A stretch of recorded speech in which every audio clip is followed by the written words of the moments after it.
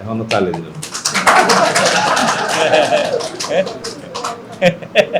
আপনাদের সাথে কথা বলার সময় আমি যদি কিঞ্চিত হাসি, এটাও সমালোচনা হয় বিভিন্ন জায়গায়। তো পরিবেশ পরিস্থিতি বিবেচনায় মাঝে মধ্যে যদি মনে হয় যে একটু গম্ভীর থাকা ভালো, তো একটা মানুষের তো একটা সহজাত অভ্যাসও থাকে, এগুলো আপনাদের বিবেচনায় নিতে হবে। তো আমি জানি না আজকাল সোশ্যাল মিডিয়াতে কিভাবে কোন জিনিস কাট পিস করে কীভাবে কী করা হয়, তবে আমরা খুব ট্রান্সপারেন্ট থাকতে চাই, আপনাদের সামনে অ্যাকাউন্টেবল থাকতে চাই। সাংবাদিকদের মাধ্যমেই এই সমাজে সব তথ্য মানুষ পেয়ে থাকেন। তা এখন যদি সমাজের দর্পণ আপনারা হন, সেই দর্পণে আমরা পরিষ্কার চেহারাটা দেখতে চাই।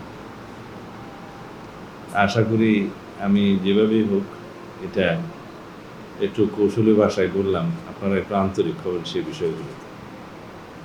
আর সমাজের সংস্কারের জন্য সার্বিকভাবে অগ্রগতির জন্য মুক্ত গণমাধ্যম অবশ্যই প্রয়োজন। তবে সব কিছুই freedom of press, freedom of speech, এটা সব কিছু কিন্তু subject to some reasonable restriction. এটা সেই রেস্ট্রিকশনগুলো for the sake of state security এবং পাবলিক অর্ডার। এটা হচ্ছে সামাজিক শৃঙ্খলা, সোশ্যাল হারমোনি এবং আমাদের সামাজিক বন্ধন যাতে সুষ্ঠু হয়, সেই দিকটা লক্ষ্য রেখেই আমাদের এই স্বাধীনতা প্রয়োগ করতে হয়। সব কিছুর স্বাধীনতার মধ্যে একটা সীমাবদ্ধতা এইটা যে আপনি অন্যজনের স্বাধীনতায় হস্তক্ষেপ করতে পারেন না।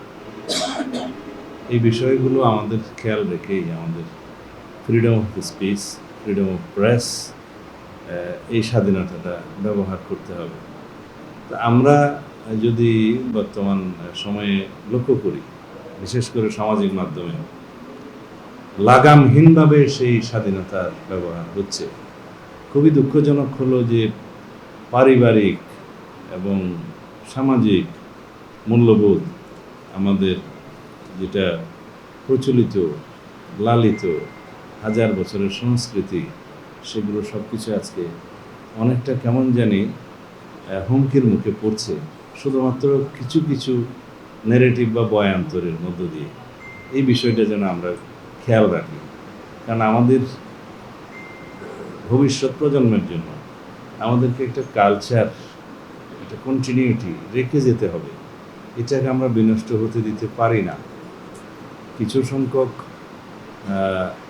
সোশ্যাল মিডিয়ার ব্যবহারকারীরা যদি মনে করে যে এটা শুধু এই কন্টেন্টটা সীমিতভাবেই রয়ে যাবে, সেটা ঠিক নয়। আজকালকার ইন্টারনেটের দুনিয়ায় মুহূর্তের মধ্যে সেটা সারা দুনিয়ায় ছড়িয়ে পড়ছে এবং তাতে করে আমাদের দেশের এই সমাজের সম্পর্কে কিছু কিছু বিষয়ে একটু নেতিবাচক ভাবমূর্তি তৈরি হয়, সেটা রাষ্ট্রীয় বা দেশের স্বার্থের পরিপন্থীও হয়ে যেতে পারে। যার জন্য আমরা যেন খুব কৌশলে সেই ভাষাগুলো ব্যবহার করি।